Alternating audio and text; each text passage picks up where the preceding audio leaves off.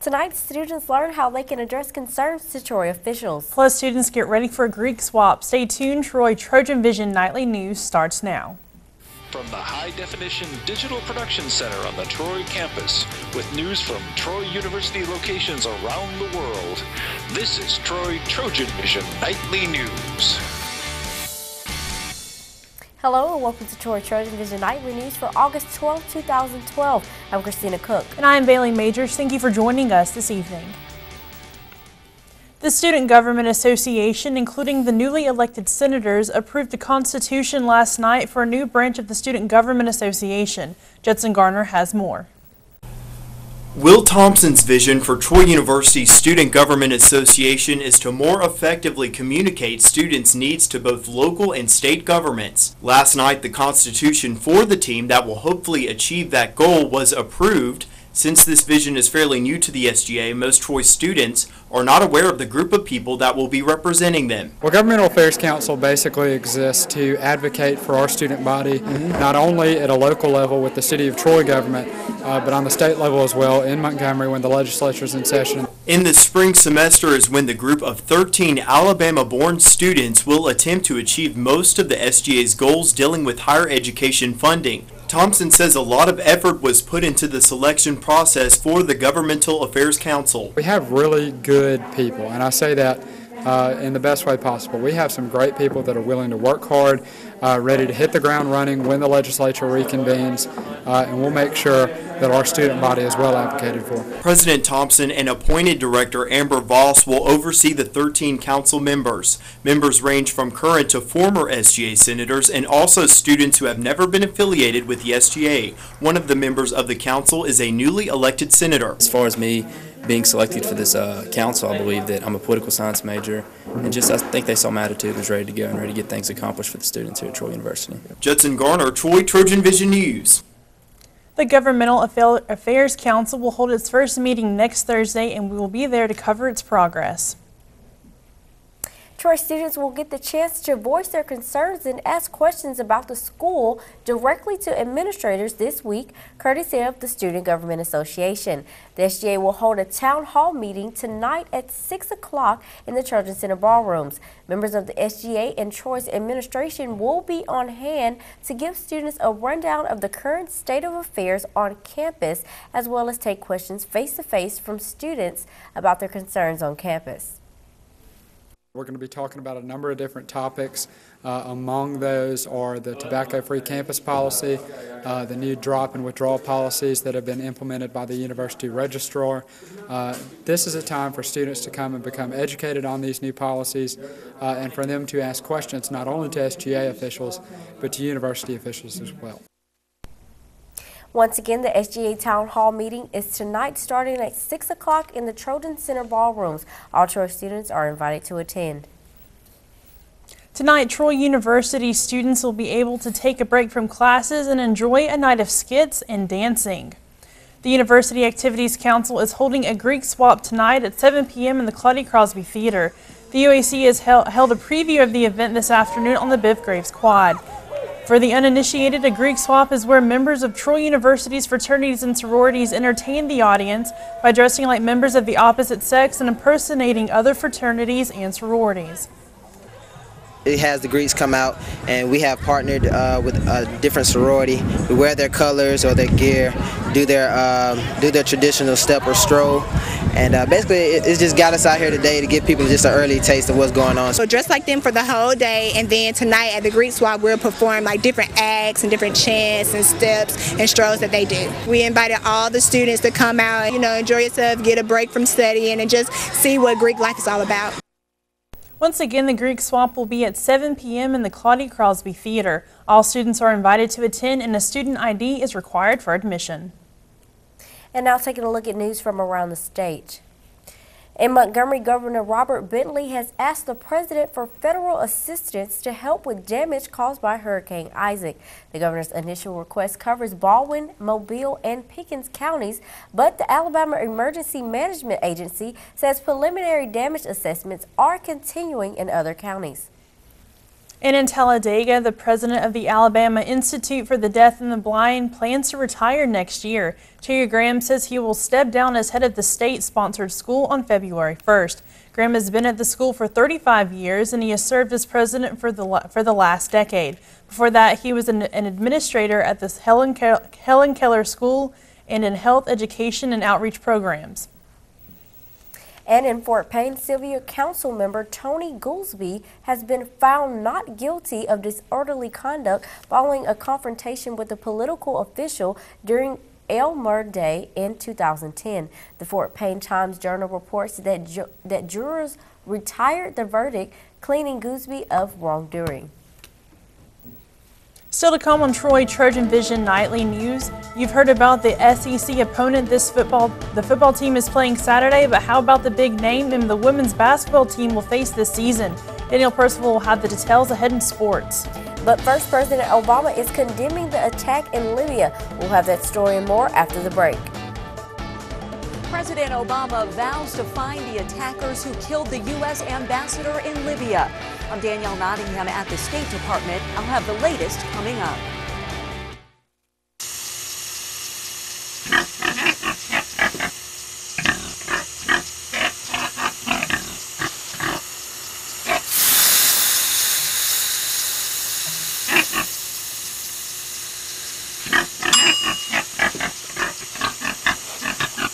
Cook foods to the right temperature using a food thermometer. 3,000 Americans will die from food poisoning this year. Keep your family safer. Check your steps at foodsafety.gov.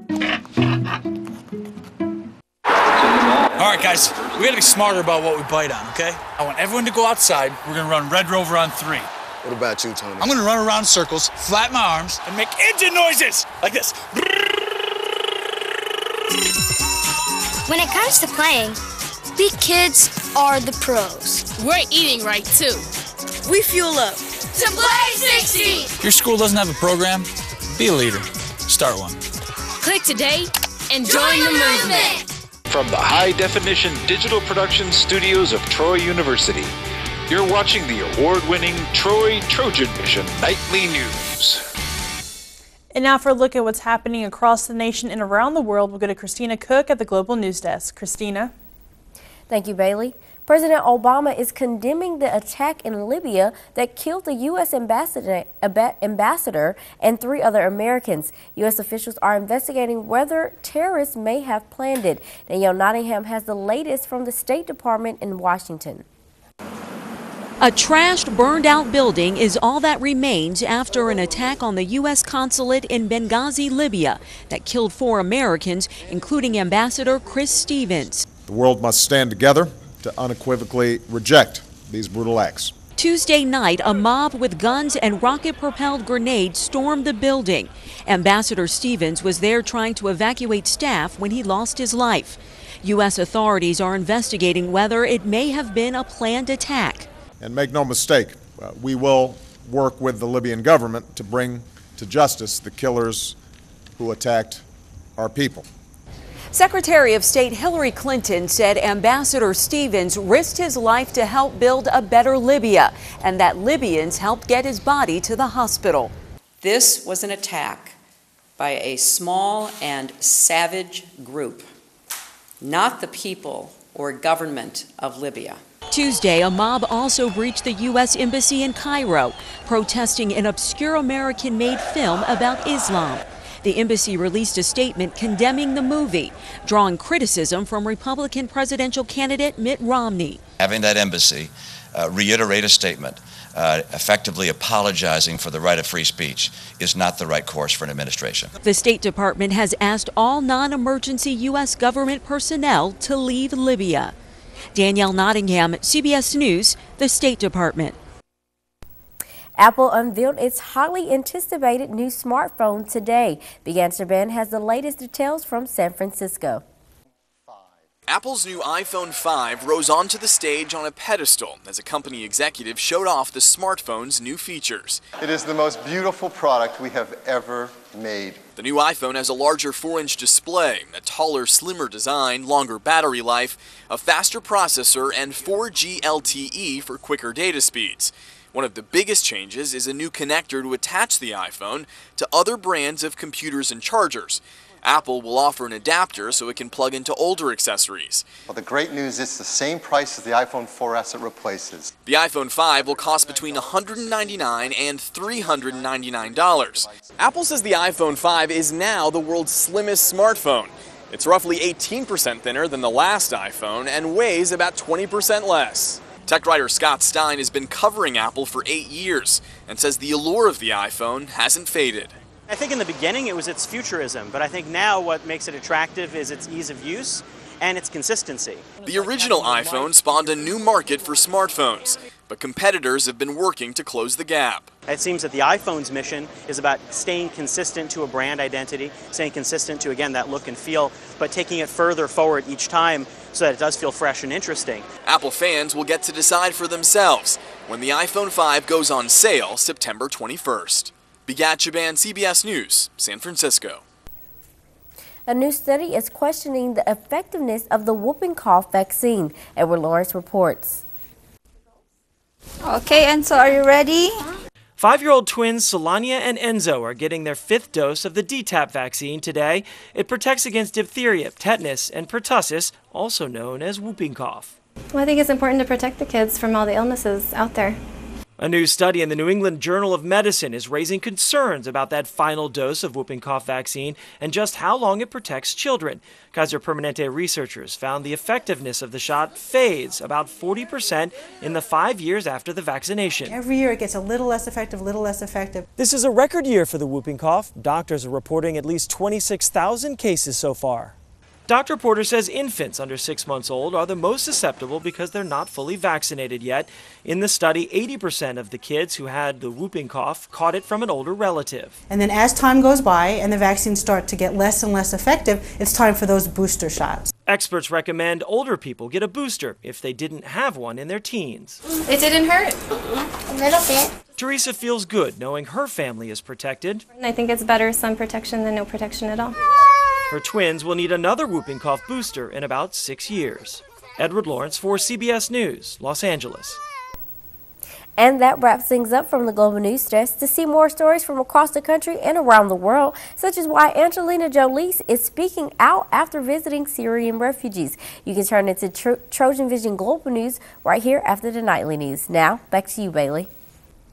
Thank you, Christina. And now Danielle Percival joins us for a look at sports. So Danielle, football seems to be on the minds of a lot of Trojan athletic fans, but we have another sport that's getting ready to face a big opponent. That's right, Bailey. Football season has just gotten underway. A big weekend coming up this weekend in Troy, but there's also some big news coming out of the women's basketball program today. So let's take a look at it. All right. By now, you've heard about Mississippi State coming up this weekend, and maybe even a little something about Mississippi State playing against the men's basketball team in the first game in the new arena. But how about Alabama? Today, the university announced the women's basketball team's 2012-2013 schedule, and the highlight, the Crimson Tide and the Trojans meeting in the new Trojan Arena on Saturday, December 15th. The women are being coached by an entirely new staff, and they have a challenging season ahead of them. The Trojans have 14 home games in the new arena and will begin their season Wednesday, November 14th against Mercer with a tip-off at 7 o'clock. The Trojan soccer team has played 4 games this season that have ended with only 1 goal separating victory and defeat. 6 times this year, the Trojans have given up only 1 or no goals to their opponent, and that's in large part thanks to their goalies.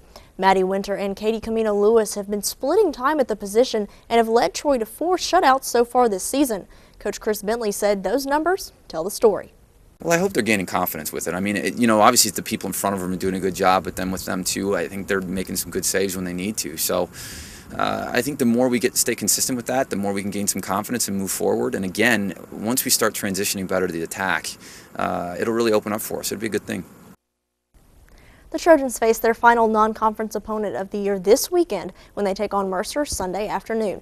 That game will be at the Trojan Soccer Complex with first kick at 1 o'clock. Now let's take a look at some numbers for volleyball. The team is just over 500 at 6-5 this season, heading into their final non-conference tournament of the year. After a sluggish start, the Trojans have reeled off 6 wins and only 2 losses.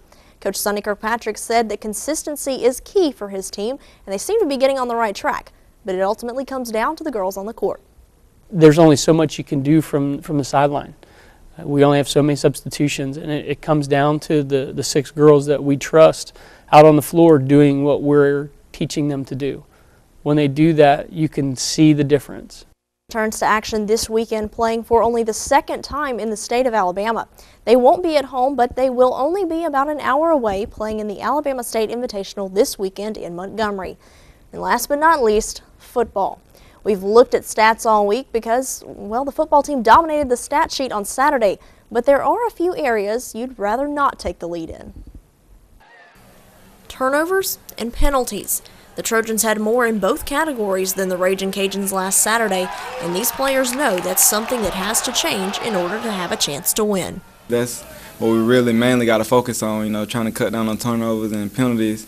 And, you know, that big fumble I had, I got to hold on to the ball a little bit better, and hopefully we come out to win next time. Fumbles, you know, that's going to hurt anybody coming at critical times, especially in the game. You know, we're going to go up, you know, 14-0, and they return one all the way back. But, I mean, you know, that's part of football. The top quarterback-wide receiver duo last week was Robinson and Worthy, who connected 9 times for 154 yards. But the key this week is finishing drives. It showed how strong our offense really is, even though the score didn't tell it too much, but it's the little things that we got to execute a little bit better, you know, like 4th downs, 3rd downs, things around that range, and hopefully we can put together a little bit better and score more touchdowns. I'm pretty excited about this offense. You know, I feel like we can get it done. We just got to, you know, stick it in the end zone, man. We can't shoot ourselves in the foot like we have. Even with career best numbers on Saturday, Robinson says he still has more to prove. I'm always going to get blamed for it, you know, no interceptions or whatever it is, 500, 6,000 yards. I'm going to get blamed for the loss. So that's just part of my position. And, you know, I guess I got to take that and, you know, just try to throw for 700 next week and 8 touchdowns. Coach Larry Blakeney said last week that noise is not an issue for his team, especially with the offense using signals to call the play. While facing Mississippi State, you're also facing the cowbell, right? Wrong. Troy University will be enforcing the Sun Belt Conference's artificial noisemaker policy on Saturday. All bags being brought into the stadium will be subject to search. Speaking of no more cowbell, that's the theme for tomorrow night's pep rally, which will be in Sartain Hall at 6:30. So Bailey, Christina, another way for students to get involved, head out to the pep rally tomorrow night. Show the team that you're behind them, that you're supporting them. It's a great way to get pumped up for the weekend. Absolutely. It's a good way to show your Trojan pride and cheer on the team. Thank you, Danielle. Thanks, Danielle. Coming up on TrojanVision Nightly News, we'll learn how you can break a sweat for a good cause. But first, this week we've seen cooler fall temperatures. Will this continue, or will things be heating up again, Brittany? It looks like we may be experiencing a warm weekend. Your local weather is up next. I want to be a nurse practitioner, doctor, nurse. I want to work in the NFL. And as soon as I started athletic training, I fell in love with it. Troy University's College of Health and Human Services prepares students for high-demand careers of today and tomorrow. Careers offering attractive pay and the opportunity to make a difference in the lives of others. My courses aren't just classwork. I've worked with the Department of Human Resources to put my skills to work with helping people. With bachelor's and advanced degrees in athletic training, sport and fitness management, nursing, human services, rehabilitation and social work, health education, and physical education, all of Troy's College of Health and Human Services programs are nationally accredited, and our helpful faculty is dedicated to quality and student success. As long as you're willing to do the work, they're willing to sacrifice their time and effort to make sure that you get to your goal. We change the world. Come join us.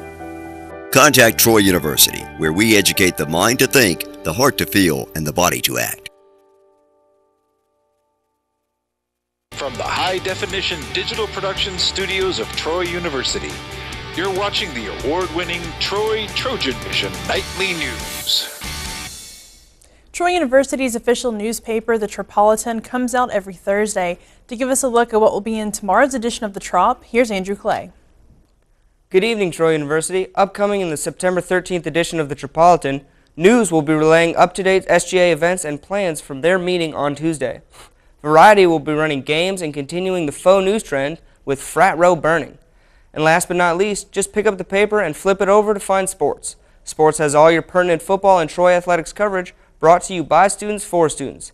That is tomorrow's Tropolitan Today. I'm sports editor Andrew Clay. Thank you for your time and have a lovely evening. And now Brittany Drawley joins us for a look at weather. So, Brittany, it's when you wake up in the morning, it's a little cool outside, but as the day goes on, it really heats up. What can we expect for the next week or so? It looks like we actually might be going back into a warm weekend, and we can see it was cool this morning, but it heated right up, and we can take a look at our campus snapshot and see how beautiful it is outside as we look at Big Braves Hall. It's definitely warm and sunny outside right now as we go into the afternoon. And our current conditions, we can see partly cloudy, some clouds coming through, temperature at 80 degrees, dew point at 71 degrees, humidity at 74%, barometer at 30.13 and steady, and winds coming from the east about 5 to 10 miles per hour. We can see today's stats. The high was 82, low is 71. Rain, no rain so far. Sunrise 6:26 a.m. and a sunset at 7:01. Looking at our around the state, we can see Mobile sitting at 81, partly cloudy, Huntsville at 81 and partly cloudy, Birmingham at 80, Montgomery 85, Troy at 83, Phoenix City 81, Dothan at 83. We can see it's definitely partly cloudy right across the state. Definitely a pretty day, sitting in the mid-80s. Very beautiful to enjoy. Our current temperatures, we can see Birmingham 80. Florida's even in 86 at Tampa and Orlando, sitting very pretty at a medium high right there. We can see current temperatures sitting mid-80s right across the southeast here and into the east. Midwest is experiencing a little bit of the cooler weather. As we can see here, some rain out here towards the Midwest, some high pressure systems and a low. Not too much as we look going into around us, not too much going on for the state of Alabama as that front leaves us. Going from departure from normal, we can see we're about 3 degrees a little bit cooler than what we normally are around this time of year. It's very pretty, but we can see out here where the rain is settling near the Rockies, it's 22 degrees cooler than what they normally are experiencing. Next 48 hours, rain, slim chance here, maybe a quarter of an inch, but not really looking to see much. As we go into Thursday, the rain clears out, mainly stays to the west of us. Same thing for Friday, staying to the west and into Florida. Same thing for Saturday. Going to be a very beautiful day. Good time to go out, really enjoy going to the football game, go out and support the Trojans because it's going to be hopefully very nice weather. Coming into Sunday, the rain is going to start inching its way back in, and we may be seeing a chance of that. Tonight's forecast, we're going to see partly cloudy, 20% chance of a stray shower. Light winds coming from the east around 9 miles per hour, and we're looking at a low around 71. So there might be a chance of those isolated thunderstorms coming through. If you see a stray shower, don't be too shocked about that. There might be one, but we're only looking at a 20% chance, so mainly it's going to be a pretty clear night as we go through it. Tomorrow's forecast, we can see mostly sunny. Interviews of clouds coming through, a very nice breeze coming about 9 miles per hour from the east. It should be a nice day. High at 87, so it's going to warm up just like today. It's going to warm right back up after you have a very cool morning. As we go into our 4-day forecast, we can see partly cloudy sun and skies going to be across the week. It's going to be very beautiful. Thursday, looking at a high at 87 and a low of 70. Friday, 88 for your high and a low of 71. Saturday, a high at 87 and a low of 71. Sunday, the chances of thunderstorms come back in with a 30% chance, a high at 87, and even our evenings are starting to warm back up into the 70s. So be expecting that and really enjoy the weekend. So, Christina, we can see it's going to be a really pretty week. It'll be a great weekend to go out to the football game, really get out and enjoy it. Summer's not gone yet. It's still sticking around a little bit and giving us these really warm afternoons that we can enjoy before the fall actually comes in for good. Right, right. Well, I think that's a good thing, especially when we hear good weather for a football game and, you know, everybody can dress comfortably and just have a good time. So, and I think everybody should look out for those showers that's coming up in a few days as well. All right, thank you. Thank you so much, Brittany.